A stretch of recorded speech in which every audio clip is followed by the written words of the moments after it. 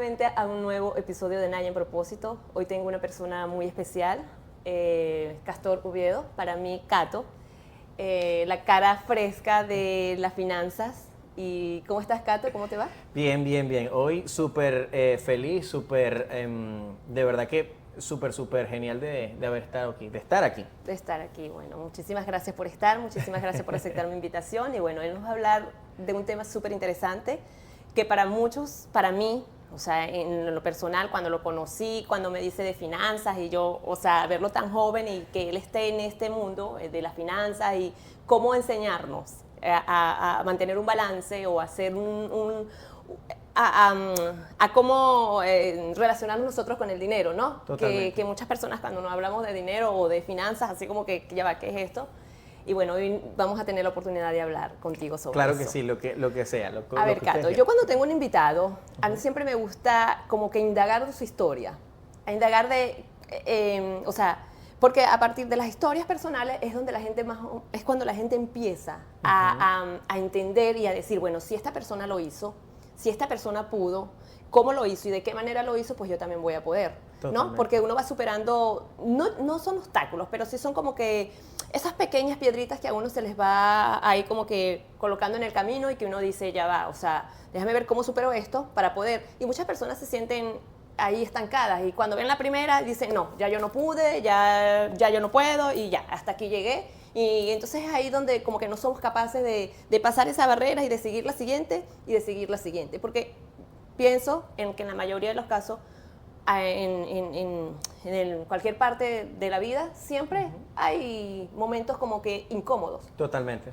Que es allí donde uno hace crecer. Crecer. Es que los momentos incómodos son en donde los que te apalancan para que tú puedas crecer. Porque son los que te enseñan una lección que tienes que superar y cuando la superas, obviamente, mejoras. Perfecto, así es. Yo pienso también lo mismo. Bueno, nosotros nos conocemos de un entrenamiento súper especial y ha quedado esta amistad tan bonita. Y entonces, bueno, dije, qué mejor oportunidad que traerte y que nos hable de finanzas. Claro que sí. Me encanta. Gracias, Naya. Bueno, primero, disculpa, ¿qué es la finanza? ¿Qué es finanzas? Mira, las finanzas es básicamente cómo puedes llevar tu economía. O sea, cómo puedes llevar mejor tu economía. Y esto se puede dividir en diferentes partes, en finanzas de negocios, finanzas personales, diferentes tipos de finanzas. Pero yo me enfoco un poquito más en la parte de las finanzas personales, porque una vez que las finanzas personales calzan, todo lo demás calza por defecto. Súper. ¿Okay? La mejor manera de hacer eso es haciendo un presupuesto. Hay personas que nunca en su vida ni siquiera llegan a crear un presupuesto. Y es lo más básico. ¿Pero por qué es lo más básico? Porque todo lo que vemos y medimos es como nosotros podemos tomar decisiones. Por ejemplo, imagínate que yo quiero perder peso. Entonces, bueno, yo peso 160 libras y quiero llegar a 150. ¿Cómo es el proceso? Sí, yo sé que tengo que comer bien y yo sé que tengo que hacer ejercicio, pero ¿cómo lo voy midiendo? Claro. Entonces, si lo voy midiendo y lo voy viendo, digo, ok, estoy mejorando, ok, vamos a seguir este camino o vamos a tomar otra decisión. Vas a ver el resultado. Exactamente. En cambio, en la parte de las finanzas es lo mismo, pero con un presupuesto. Si tú no ves qué es lo que está entrando, a dónde se está yendo el dinero, tú no eres capaz de tomar decisiones. ¿Okay? Y muchos de lo que yo me siento con personas mías que son clientes es que no tienen el presupuesto, no saben a dónde se le está yendo el dinero y generalmente nunca es un problema de dinero. O sea, las personas siempre saben cómo hacer dinero. El problema está en la retención del dinero. Ajá. ¿Y cuáles son los errores más comunes que tú ves en las personas? Primero es ese. No tener un presupuesto, no saber hacia dónde se está yendo el dinero. Porque ¿qué es lo que pasa? Muchas personas generé el dinero, excelente, pero voy a salir a comer aquí, voy a salir a comer allá, y entonces piensas que son gastos irrelevantes, pero cuando lo sumas a final de mes y a final de año suelen ser una parte bien grande de los gastos. Tú sabes que me hace acordar a Javier Serviano. ¿Sabes? Sí. Él decía, o sea, cuando uno sale y dice, un café. El café me cuesta $2, $1. Pero él dice, suma por 30, ¿cuánto es, no? Por 30 días o por 25 o por los días del mes que tenga. Y yo, wow, ahí eso me quedó así como que yo dije, uy, qué razón tiene él. Pero, y claro, lo que pasa es que fíjate lo siguiente, es que nunca a nunca nadie le enseñan a cómo manejar el dinero. No, O sea, jamás. en la escuela lo que te enseñan es que, bueno, necesitas que trabajar para ser un buen trabajador, pero una vez que estás allí, que ya estás trabajando y que ya tienes el dinero, pues ya tú no sabes qué hacer. Sí, sí. A mí no me dieron clase de educación financiera nunca, ni en mi casa, nunca. Y hoy por hoy, ¿qué tan importante? También generalmente que yo considero personal y particularmente que es un error, es que obviamente a los niños en aquel momento no se le daban clases de finanzas porque es que no, los niños no tienen que preocuparse por eso, no, al contrario, ve más bien diciéndoles y educándoles poco a poco de que el dinero es algo que se gana a través de tu tiempo y tu esfuerzo, ¿ok? Y cómo lo puedes ir administrando, y hay estrategias para los niños para eso. Ya, está bien. Cato, otra pregunta. Por ejemplo, ¿cuál es la mejor manera de enseñarle, hablando de los niños, a ahorrar? O sea, de que los niños tomen conciencia, generalizando de que, por partiendo de esa premisa de que el dinero es energía. ¿Cómo yo puedo hacer que mis hijos, en este caso yo soy madre, tengo 2 niños, y bueno, no quiero que mis hijos pasen por lo que yo pasé, en el sentido de que el dinero es malo, el dinero no, el dinero lo tiene que tener solo aquellas personas, o sea, nosotros tenemos que trabajar para poder lograrlo y tal. ¿Cómo yo hago o sea, educar a mis hijos para su vida, para el futuro, en enseñarles a ahorrar? ¿De qué manera? ¿O cuál sería como que la mejor vía? Hay varias maneras, pero me acaba de llegar como un flashback, un recuerdo de un libro que leí hace poquito, que me encanta, de Dave Ramsey, una persona que lleva muchos años invirtiendo, es una persona que de verdad tiene unos principios de educación financiera muy grandes. Y él en una de las cosas decía, enséñale a tus hijos trabajar servicio. ¿Qué es trabajar servicio? No es que, por ejemplo, te mando a hacer una tarea y te recompenso por esa tarea que hiciste, pero no pueden ser las tareas de esa misma persona, o sea, de tu propio niño. Es decir, si tiene que recoger los juguetes, pues no te voy a recompensar por recoger tus juguetes porque es parte de su responsabilidad. Es parte de tu responsabilidad. Sí, claro. Pero ¿sabes algo? A lo mejor es... haz un servicio comunitario, anda a la calle, no sé, y comienza en la parte del frente de tu casa a recoger la basura. Ah, perfecto, te voy a recompensar por eso. Ah, mira, chévere, okay, entonces chévere. de lo que te estoy recompensando, ahorra la niña, si no sé, se ganó $10, exacto. Entonces de esos $10, ahórrale un 10% en una cuenta aparte. Que con ese 10%, y es lo que yo le digo a las personas, para comenzar a tener unas finanzas sanas, a comenzar a estructurar el dinero, tus planes financieros y todo, con un 10% basta. Y siempre se hace en porcentaje, porque el porcentaje lo que refleja es que aunque haya variaciones en el valor nominal, en el sueldo o en lo que sea, siempre va a representar lo mismo. Si son $10, pues es $1, pero si de repente el niño hizo varias tareas y se ganó $20, entonces el 10% son $2. Entonces tienes un poquito más para poder ahorrar. Y eso se va diversificando. Ok, eso me hace clic, porque yo normalmente lo hacía en base a sus responsabilidades, ¿no? O sea, por ejemplo, recojan esto, está recompensado con tanto, hagan esto, bueno, pero ya, ¿ves? Para las mamás, cuentitos, o sea, recompensar a los niños, pero desde un plano donde no le corresponde su responsabilidad. Porque entonces si no, se van a acostumbrar a que sea una responsabilidad paga, pero ya esa responsabilidad es intrínseca de la misma persona. Hay algo particular que yo lo voy a hacer, yo no soy papá todavía, pero cuando lo sea, es que los voy a recompensar por leer libros. Por leer libros de finanzas, libros que sean adecuados para ellos. O sea, de crecimiento. Sí, de crecimiento. Igual, yo que estoy en esto del crecimiento personal y a mí tampoco me dijeron nada sobre... O sea, porque es que tampoco es culpa de nuestros padres, sino fue lo que ellos les enseñaron. Entonces yo digo, ¡ay, Dios mío, qué tan importante es también enseñar! O sea, el crecimiento personal en los niños. O sea, que cuando ya sean adultos, pues quizás no... O sea, no voy a decir que uno comete errores, pero sí hay unas enseñanzas que uno va aprendiendo después de grande, que uno dice, ay, ¿por qué yo no los pude conocer ¿Por qué no lo tuve esto antes? No lo pude hacer antes? Exactamente. Entonces, sí, de verdad que sí es importante educar, obviamente desde el amor, sin duda alguna. O sea, no poner tampoco unas disciplinas exageradas, porque tampoco nada en exceso es bueno. Exactamente. Pero sí, sí enseñarle a los niños, o sea, por ejemplo, esto de las finanzas me parece súper interesante. Sí. Y yo creo que ahí ya cuando ellos crezcan, obviamente, o sea, es otro panorama para ellos, es otra historia. ¿Y por qué, mira, por qué te digo que la parte de las finanzas nunca es el tema hacer dinero, sino en lo que retienes? Yo generalmente cuando me reúno con un cliente le pregunto, ok, ¿cuánto declaraste tus impuestos del año pasado? O sea, ¿cuánto hiciste el año pasado? No, bueno, hice, no sé, 30,000, 50,000, 60,000, lo que sea. y le digo, bueno, ¿cuánto de ese dinero tienes ahorrado? Y la gente generalmente queda pensando y dice como que, ¿sabes qué? Iba a esa pregunta. La verdad es que, sí, es que... Porque hay tanta gente, bueno, me incluyo, o sea, que trabajamos y que a la final, o sea, de verdad como que ya va, o sea, ¿dónde está lo invertido? ¿Dónde está?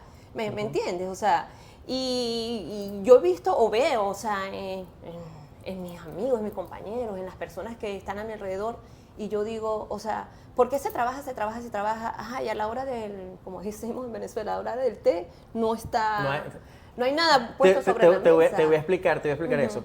Entonces, cuando me responden, generalmente la gente queda así y le digo, ves que no es un tema de dinero, porque dinero sabes hacer, lo que no sabes es retener. Exacto. Pero es porque no te enseñaron, o nunca nos enseñaron, porque en algún momento yo también estuve así, nunca nos enseñaron cómo es la manera correcta de, una vez generado el dinero, cómo retenerlo. Y es súper sencillo, y te voy a explicar cómo es. Hay un concepto que se llama pagarse a uno mismo primero. Pagarse a uno mismo primero. ¿Qué quiere decir eso? Fíjate lo siguiente, desde siempre estamos acostumbrados a que trabajamos, nos pagan el dinero y comenzamos a pagar todo. Pagamos las deudas, el carro, la tarjeta de crédito, los seguros, todo. Y de último, y si queda dinero, es que agarramos algo para nosotros. Generalmente no pasa porque cuando ya te queda tan poquito, tú dices, lo voy a tener ahí por si acaso, pero entonces salió una salidita, salió otra cosa, y entonces, bueno, se fue el dinero. Y eso se repite mes tras mes. Y eventualmente, o sea, se te va la vida así. ¿Cómo es el orden correcto de hacerlo? Pues utilizando el concepto de pagarse a ti mismo primero.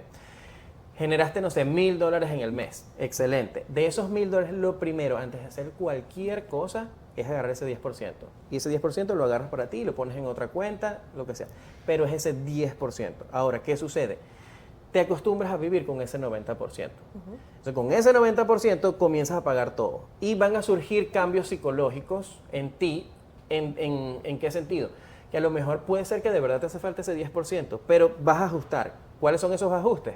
Pues bueno, si con ese 90% todavía no me alcanza, entonces vas a comenzar a decir, yo no estoy yendo para el gimnasio y lo estoy pagando y no, la verdad es que no lo estoy utilizando. Y comienzas a recortar esos gastos. Yo la verdad no veo Netflix. Yo la verdad comienzas a recortar esos gastos. Y si aún así todavía te sigue faltando algo de dinero, tu cerebro se activa y dice, necesito producir más dinero. Ya. Y entonces haces ese esfuerzo de conseguir. Pero ya tú sabes que te estás quedando con una parte. Ya. Entonces, hay un libro que yo se los voy a recomendar. Te iba a decir, ¿qué libro? Bueno, ya iba al final de la... Pero bueno, ya. Sí, no, ya que estamos metidos en... Exacto, mira, recomiéndalo. hay un libro que te cuenta a través de historias cómo tú puedes hacer todo esto posible. Y es un libro que se llama El hombre más rico de Babilonia. Ah, sí, en la pandemia, yo los leí. El hombre más rico de Babilonia, lo escuché. Si le pones mucha atención y le haces caso, tú vas a tener todos estos conceptos. Te dice qué es invertir, te dice muchas cosas. Entonces, de allí, financieramente hablando, ese libro es espectacular. Ahorita estoy leyendo Los secretos de una mente millonaria. Excelente libro. Ajá, no lo había leído y todo el mundo, o sea, ahorita que estoy como que ya en estos temas de despertares y este tipo de cosas, bueno, este mes de marzo lo hice, de abril, y lo hice Los secretos de la mente millonaria. Ahí voy, y de verdad que está interesante el libro. Es súper interesante. Y lo que le digo a la gente, no hay secretos, en lo que es la parte de la finanza no hay secretos, no hay atajos, no hay una vía rápida de creación de riqueza, o sea, no. O sea, no hay nada que le puedas... Es un proceso, Mira, ahorita cuando me dijiste de que la gente tiene que invertir el 10%, me acordaste mucho en Venezuela cuando yo tuve mi primer jefe. Él trabajamos en agencia de viaje y él una vez nos agarró y nos dijo, me recuerdo tanto eso, y él obviamente era una persona, ya no estaba en este plano, pero fue muy próspero en su vida, o sea, en todos los sentidos. Y él, recuerdo tanto eso que me dijo en una oportunidad, si ganas tanto, tienes que guardar tanto. Generaste tanto, guardas tanto y tú ves qué vas a hacer con ese tanto y tienes que solucionar con eso que te vaya a quedar. Era ese 10% que tú estás hablando hoy por hoy. Y bueno, no es por nada, pero yo el consejo lo agarré porque como lo veía en él, yo dije, no, esto sí me lo está diciendo, y era ya un señor, yo dije, no, si me lo está diciendo para acá, es que yo voy. Y me ha dado mucho resultado en mi vida, gracias a Dios. Sí, bendito sea es que Dios. es básicamente eso. Entonces, quiero que y esto lo dice el libro del hombre más rico de Babilonia, y eso me quedó a mí tan marcado. Fíjate esto. Si tú un año generas $100,000 y agarras el 10%, ¿verdad? Entonces eso lo que quiere decir es que el 10% durante 10 años, o sea, en 10 años vas a tener Claro. acumulado lo que haces en un año. Pero si ese dinero durante esos 10 años lo mantienes invertido, ahí es donde comienza a crearse un efecto bastante interesante. Ah, no, súper interesante, de Súper, verdad. que, súper, súper claro, interesante. Claro. Ajá, Cato.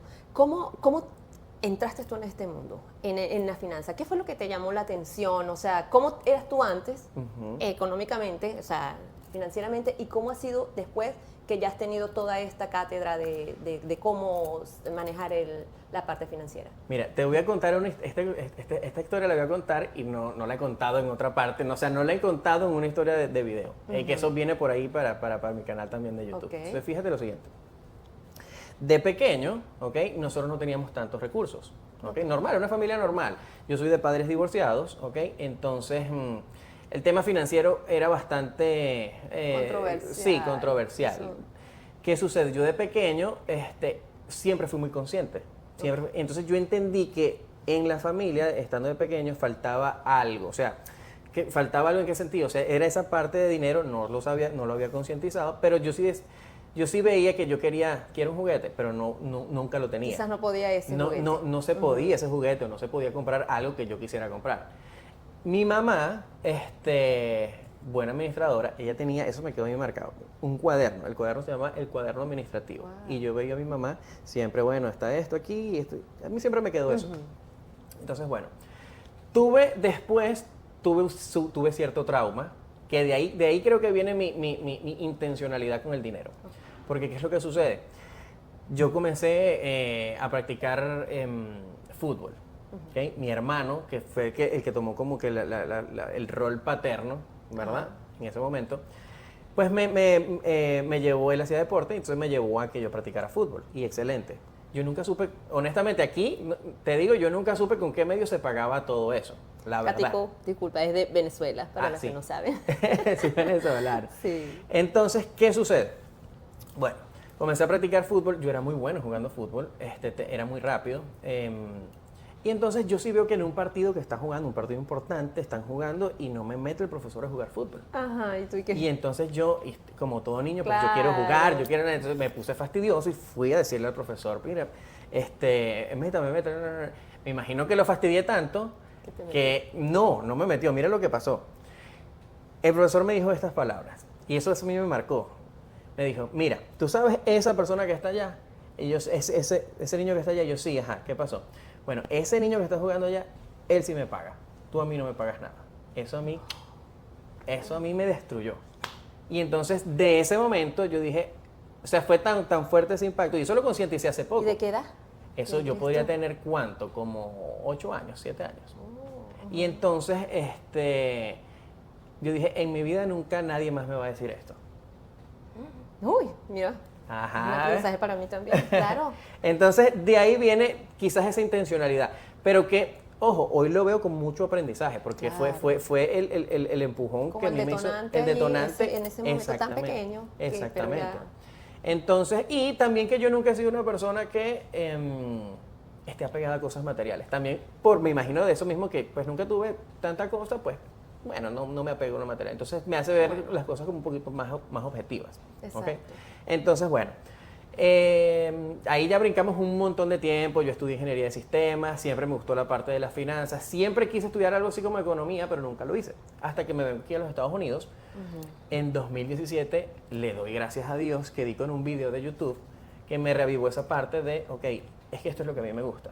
Y di con una persona en un video de YouTube que todo lo que decía, a mí siempre me ha gustado creer que hay gente, que toda la gente que yo veo afuera, hay gente que sabe algo más que yo no sé. Y eso me abre las puertas a que yo siempre quiero aprender algo más. qué interesante. ¿Me entiendes? Vuelvo a repetirlo, porfa. O sea, yo siempre estoy abierto, siempre estoy pensando que las personas de afuera saben algo que yo no sé. Y mientras yo pueda llegar a ese conocimiento y hacerlo mío y aprenderlo, buenísimo. me encanta. Entonces, ¿qué hice? Vi ese video de YouTube, eso fue aquí en Miami, vi que la persona estaba diciendo unas cosas demasiado coherentes, demasiado lógicas, iba por la parte financiera, y yo dije, yo me quiero reunir con esa persona. Y lo contacté, me senté con él, tuve una asesoría con él, y dije, ok, perfecto. Así comenzó, eso fue en el 2017, así comencé mi camino de inversión. Como tu propósito de vida. Exactamente. Allí, en ese momento fue como que el clic que dijiste, no, esto es lo que yo quiero hacer para mi vida. O sea, exactamente. quiero como descubrir esta parte y aquí y esto, qué bueno. Exactamente. Y ya por ahí comenzó mi camino de inversión, comencé a hacer mis inversiones yo mismo y después me saqué mis licencias aquí en los Estados Unidos para ayudar a las personas a que puedan invertir y todo eso. Entonces ha sido todo ese... O sea que esa es como que tu historia. Esa es como mi historia así comprimida, porque hay muchas cosas. Claro, exacto. Pero, o sea, de lo que estábamos hablando, de lo que sí se puede, cuando uno te genera, y por eso es que yo siempre hablo el propósito, o sea, de conseguir el propósito, porque una cosa es, no sé, yo soy ingeniero, pero de repente no, me voy a poner en el área de la pintura. Exacto. O sea, entonces siempre es como que alinearse. Yo justo ayer hablaba en mis historias eso, o sea, de que uno tiene que hacer lo que dicte tu corazón, lo que tu alma te diga, te conecte, porque no tiene sentido. Por ejemplo, siempre pongo mi historia muy a la palestra, porque yo cuando llegué aquí a Estados Unidos, yo en Venezuela siempre fui agente de viajes, trabajaba en el área de turismo, y esa es un área que también me encanta mucho. Pero cuando llegué aquí, pues obviamente, o sea, tienes que llegar y empezar y bueno, voy a ver qué vas a hacer, ¿no? Y uno siempre viene hablando de creencias, que aquí la gente llegaba a cerrar caja, abrir caja, y bueno, yo de verdad que me fui por esa creencia, y siempre mis trabajos fueron como esos, involucrados Claro. en ese tipo de área, y yo decía, no, tiene que haber más allá, tiene que haber algo más allá, ¿no? Y siempre me llamó mucho la atención la parte del crecimiento personal. Yo lo hacía en Venezuela, pero no tan más profunda, porque bueno, tenía la agencia y tal, pero cuando llego acá después, esa vocecita me decía, tú puedes, tú puedes, tú puedes, tú puedes. Y era como, para mí fue como la prueba que me puso, no sé, Dios, el universo, la vida, de que tenía que encajar primero en esos trabajos para entonces sí sacar lo que era mi propósito de vida. Porque Totalmente. probablemente quizás en Venezuela estaba haciendo otra cosa que también me gusta, pero no me apasionaba tanto como esto. Es algo que yo te lo entiendo totalmente, porque yo también tengo otra compañía, fue la compañía en la cual me apalanqué para todo esto, ¿no? Yo soy fotógrafo, es una habilidad que desarrollé aquí, hago fotografía, video también, pero me especializo más en la parte de la fotografía. Me gusta, me relaja mucho, me genera buenos rendimientos, pero es como que mi corazón del todo no está ahí, mi corazón del todo está en las finanzas. Y si yo puedo ayudar a las personas a que se puedan estructurar financieramente y que les vaya mejor, entonces eso es lo que quiero hacer. O sea, lo que pasa es que tu propósito es algo que tú harías sin que te pagaran. Sí. Lo que pasa es que al final, Total. como lo haces tan bien y lo haces con tanta pasión, es que terminas Claro. teniendo una remuneración muy grande. Exactamente, es que sin duda. Y que nunca es tarde. O sea, la edad no hay para... O sea, que hay gente que dice 60, 70, 50, 40. No. O sea, no necesariamente tienes que ir de 20 para poder conseguir su propósito. O sea, no importa la edad, lo importante es hacer, lo importante es creer. Total. Yo creo que ahí es donde está todo. O sea, cuando te crees que uno puede, que uno es capaz, que uno tiene todo, porque el universo se va encargando del cómo, lo decía perfectamente ayer. O sea, cuando tú te alineas con lo que tú quieres, todo parece también que fluyera y todo se da. Es que todo. O sea, jamás el año pasado me imaginé que yo podía estar aquí. ¿Me explico? Sí. Porque entonces todo te va dando, fíjate, te conozco a ti y así, el entorno, o sea, te da las posibilidades, o sea, es que de verdad es así, el universo se te abre para que el campo de las posibilidades, ¿te acuerdas? Sí. De lo que hablamos, de que Sí. el 1% es lo que uno solamente genera, cuando hay un 99% del campo ilimitado de las posibilidades. O sea, que si vemos más allá, nosotros podemos tener podemos hacer infinitas muchísimas cosas. Sí, es así. Así que, bueno, de los libros, te iba a comentar de los libros, pero ya nos dijiste 2 libros Sí, bastante interesantes, bastante buenos. Sí, hay también un libro muy bueno que se llama El Millonario Automático. ¿Okay? Es uno que pueden ir viendo también. Pero sí, por lo menos mi libro preferido, El hombre más rico de Babilonia, creo que tiene muchas enseñanzas muy prácticas si las traes de las historias a tu vida. Muy sencillo. Cato, también te iba a preguntar sobre esta innovación de la tecnología, que el dinero es a futuro, con la cosa del Bitcoin, con todo eso. O sea, ¿qué opinas tú sobre eso? O sea, de las nuevas generaciones, ¿no? Ok. Aunque esto ya tiene como sus 4 o 5, si no más. No, sé. mira, Bitcoin nace en el 2008. Ajá. Okay. Bueno, vamos a partir por el hecho de que, como yo lo veo, no quiere decir que yo tenga la verdad absoluta, Claro. pero yo creo que todo se va a mover para allá, todo. Sí, El ¿verdad? Bitcoin tiene unas propiedades muy interesantes y te voy a explicar el por qué. El dinero como tal tiene unas características. El dinero necesita ser escaso, o sea, para que el dinero sea dinero necesita ser escaso, necesita ser divisible, necesita ser reconocido, necesita ser portátil. O sea, el dinero en sí tiene unas características. Y a través de la historia ha existido muchas maneras de dinero. Okay. Cuando hablo dinero, lo que quiero decir es que el dinero no es simplemente el papel billete que tenemos o las monedas, no. Lo que pasa es que el dinero, el concepto es un método de intercambio, para que tú y yo podamos intercambiar productos y servicios. Y entonces cuando intercambiamos y yo te pago algo, queda un registro que dice, bueno, Naya y Cato hicieron un intercambio por $100. Entonces cuando vaya a venir un nuevo intercambio, ya la gente sabe más o menos que eso es el costo, el valor de las cosas. ¿Me entiendes? Es eso, es simplemente un método de intercambio. Entonces, ¿qué sucede? El dinero antiguamente estaba respaldado, el dinero que conocemos hoy en día, los papeles billetes, el papel moneda, estaba respaldado en oro. Eso cambia a partir de 1971 por un anuncio que da el presidente de los Estados Unidos aquí, Richard Nixon. ¿Qué sucede? ¿Por qué se respaldaba en oro? Porque es como que yo no puedo entregar más de lo que tengo. Entonces, ¿qué quiere decir eso? Había mucho oro, y entonces esos oros eran iguales a la cantidad de dólares que habían. Okay. Entonces, por ejemplo, $1, un lingote de oro, para ponerlo uno a uno. Okay. ¿Qué sucede? En ese momento, el presidente Richard Nixon dice, ya no vamos a permitir que se intercambie el dólar directamente por oro. ¿Qué hace eso? Que rompió eso y el oro comienza a fluctuar en relación al dólar. ¿Por qué hacen eso? Porque venían las guerras y ellos necesitaban métodos de financiación, necesitaban crédito, necesitaban crear deuda. ¿Okay? Por eso es que el oro comienza a fluctuar, ahorita vale mucho, ahorita está ya casi que en máximo histórico, está como $3.400 la onza de oro nada más. ¿Okay? Entonces de ahí viene todo el tema de la inflación, y eso, pero esto generalmente no lo conoce la gente. O sea, no es un conocimiento que la gente va a llegar de casualidad. Sí, no, ¿entiendes? Porque es que la gente está metida en su parte cotidiana. Sí, en su día a día. Entonces, ¿qué sucede? ¿Qué viene a arreglar Bitcoin? Es que es un dinero duro. ¿Okay? ¿Qué quiere decir un dinero duro? Es un dinero que es escaso. Solamente van a haber 21 millones de Bitcoin, porque así fue programado. No hay manera de... ¿Qué quiere decir eso? Que va a mantener su valor en el tiempo. Puede ser que ahorita sí es volátil porque está relativamente nuevo. Pero lo que quiero que entiendan las personas es que antiguamente era directamente el dinero, era o la sal, por eso viene la palabra salario, o eran conchas de mar, o era la plata, o eran las monedas de oro. ¿Okay? Pero ¿qué sucede? Quiero que se imaginen qué pensó las personas en su momento, qué pensaron las personas en su momento cuando le dijeron, mira, ya las monedas, ya no te voy a dar monedas de oro, sino que ahora hay alguna tecnología nueva que se llama billetes. Imagínate el shock de esa gente, ¿no? Pero es que aquí yo tengo lo que pasa es que el oro es un dinero duro, pero lo que pasa es que tiene problemas. Tú no puedes ir a la tienda a comprar un galón de leche con medio pedacito de oro. Y si vas a viajar de un sitio a otro, ¿cómo transportas ese oro?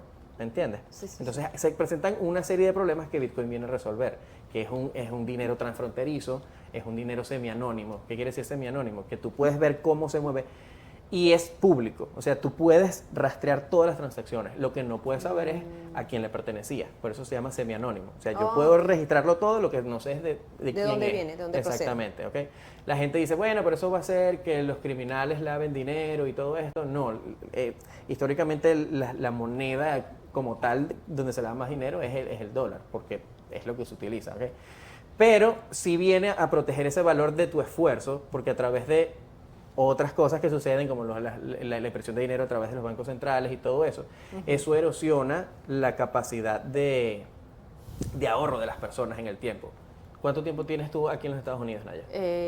4 años. 4 años. Yo tengo 10. Pero yo me imagino que tú más o menos has notado la diferencia. De 5 años, con $100, ahorita no te compran lo mismo que compraban $100 hace 5 años. Sí, total. Eso es que se está erosionando el dinero a través de la inflación por ese tema de que estamos imprimiendo dinero. Y todo eso viene a raíz de esa decisión de 1971. Ojo, eso ha ayudado en otras cosas, porque ahí se comenzó a utilizar el crédito. Entonces, tú te apalancas en el crédito cuando lo haces de buena manera a pues crear cosas. Y eso hace que la economía fluya y siga avanzando. Pero Cuando no lo haces de manera correcta es cuando vienen las quiebras. Entonces, vuelvo otra vez, Bitcoin nace en el 2008 a partir de las quiebras de los mercados, de las hipotecas subprime, que eran lo de las casas. La gente se metió en un poco de deudas que no podía pagar. Cuando le suben esos intereses que no puede pagar, pues todo eso quiebra. Y la gente dice, mira, necesitamos un dinero que no necesite intermediario, porque eso es lo bueno que tiene Bitcoin. O sea, tú mismo eres custodio de tu propio dinero literal. Entonces, es súper divisible. A pesar de que solamente hay 21 millones, un Bitcoin se puede subdividir en 1 millón. Entonces tienes muchas cosas, ¿me entiendes? Entonces eso a futuro... O sea, eso sería como que Exactamente. allí iríamos todos. Exactamente. Te iba a preguntar eso, o sea, ¿qué plataforma? O sea, de una manera como que aparte de los bancos, obviamente. O sea, ¿qué otra manera era como de resguardarnos? De resguardar el dinero, la parte financiera, pero ya me lo estás diciendo, ¿no? El Bitcoin es una manera de guardar... o sea, de guardar entre comillas, porque el dinero siempre... El dinero siempre se está moviendo. O sea, para que el dinero crezca en las personas. Ojo, que hay que dejarlo fluir. Porque si no, no tiene sentido dejar el dinero guardado y bueno, voy a ver. O sea, totalmente. No, es que yo, y lo que les recomendaría... que el primer paso sería que lo estudien, más allá es primero entenderlo, porque no hacemos nada con meternos en algo que no entendemos. Exacto. Pero sí que lo entienden y por qué, qué es lo que viene a resolver. Y tampoco les recomendaría que sea el primer mercado en donde comiencen a invertir por eso mismo. Entonces hay otros vehículos de inversión que son, digamos, más... conservadores para que la gente vaya entendiendo cuál es ese concepto y puedan apalancarse y después de ahí pues sí ver qué pueden hacer. Exactamente, que se vayan como que informando porque para nadie es fácil de que lleva ¿qué es esto? ¿No? O sea, y como todo lo desconocido. Es como yo, mira, la primera vez que yo invertí después de la consulta que te dije con esta persona, yo comencé invirtiendo, creo que eran o 25 o 50 dólares. Yo ganaba muy poquito en aquel momento. Y entonces el dinero fluctúa. Sí. Quiero que sepan que el dinero fluctúa todo el tiempo, aunque ustedes no estén conscientes de eso. O sea, por ejemplo, esta casa donde estamos ahorita está fluctuando. Lo que pasa es que conscientemente no estamos pendientes de eso. Hoy a lo mejor cuesta, no sé, $1 millón, pero mañana cuesta 1.100.000. Lo que pasa es que no estamos pendientes. Exacto. Pero eso todo el tiempo está así, funciona con todos los carros, con todo. Entonces, veo la inversión y la inversión de repente estaba en 50, después en 53, y después en 45, y después en 40. Y yo, ay, Dios mío, ¿qué está pasando aquí? Estoy perdiendo todavía. Pero es cuestión de entenderlo. Una vez que logras entender cómo funciona, tú dices, ya sé cuál es la vía. Claro, qué bueno, qué bueno. Bueno, Cático, ha sido una charla súper amena, súper interesante. Muchas cosas que yo no sabía, hoy me estoy enterando. A ver, ¿dónde te puede conseguir la gente? ¿Cuáles son tus redes? ¿Cuáles son tus redes sociales donde tú des información? O no sé, alguien que te quiera contactar, que te quiera... Porque tú también haces... Asesoría. Y entonces no sé dónde te puedan contactar. Ok, bueno, mis redes sociales son básicamente Instagram. Tengo TikTok, pero no lo muevo tanto porque no lo entiendo. Ya soy viejito para TikTok. Pero en la parte de Instagram se llama Uviedo Finance, ¿ok? Uviedo Finance, finance como de finance en inglés, Uviedo Finance. Así me encuentran en Instagram. En YouTube también tengo un canal de YouTube que se llama Uviedo Finance, donde a veces los videos que lanzo ahí son un poquito más profundos, de manera de ilustrarle a la gente más técnicamente eso. ¿Qué más? Sí, yo creo que eso es básicamente... y número de teléfono, si quieren mandarme un mensajito o algo, me dicen, voy de parte de Naya. Entonces, mi número de teléfono es 786-450-0562. Perfecto, chévere. Bueno, mis redes, como todo el mundo, y si algo resonó aquí en ustedes, nos pueden dejar un comentario acá abajo, darle like, compartir, que está muy interesante la información del día de hoy. Naya en propósito es mi Instagram y acá abajo dejan su comentario. Hasta una próxima oportunidad. Muchísimas gracias y espero que esto haya sido de bastante valor, como lo fue para mí. Muchísimas gracias. Nos vemos en una próxima oportunidad. Bye, bye.